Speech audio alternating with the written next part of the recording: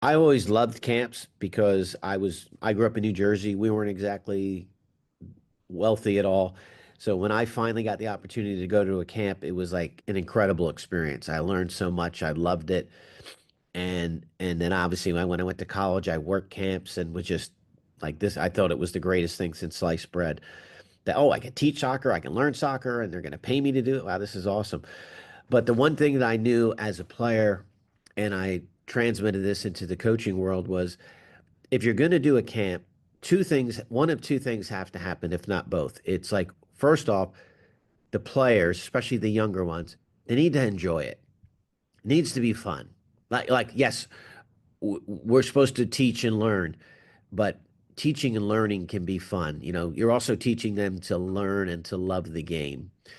And even at an older level, you still want, and look, yes, we're at Clemson. Look, last year we were in the College Cup. Yeah, we're a very good program. Dude, we're fit. We work hard. We work harder than most people.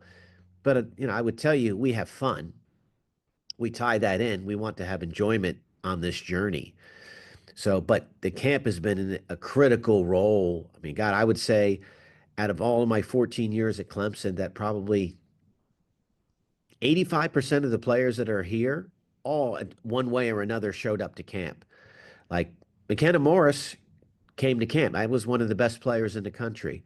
Meg Morecamp came to camp, right? Maybe some of our internationals like Kaylin Sheridan, who was from Canada, and Sandy from, England. No, they're not coming over to camp.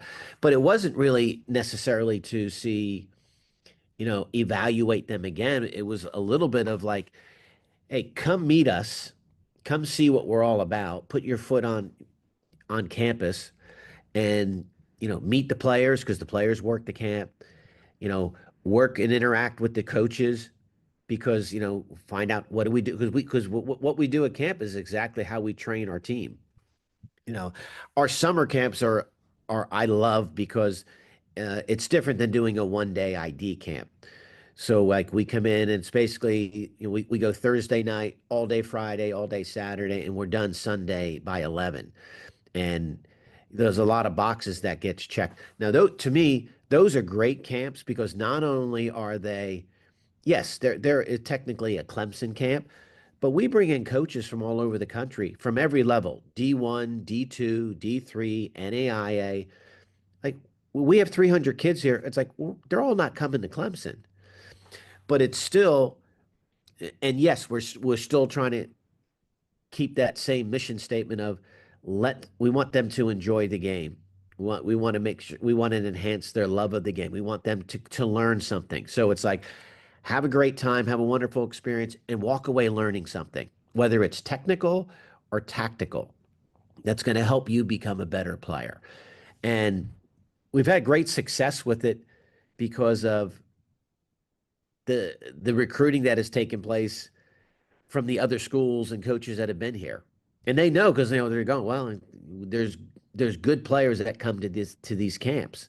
And one of my messages to them is always, look, do you guys know how many college soccer programs there are in the country? They don't. It's like close to 1,200 when you add everybody up. And the message is this: there is a place for everybody. There's a place. Now you might have to do some of your homework.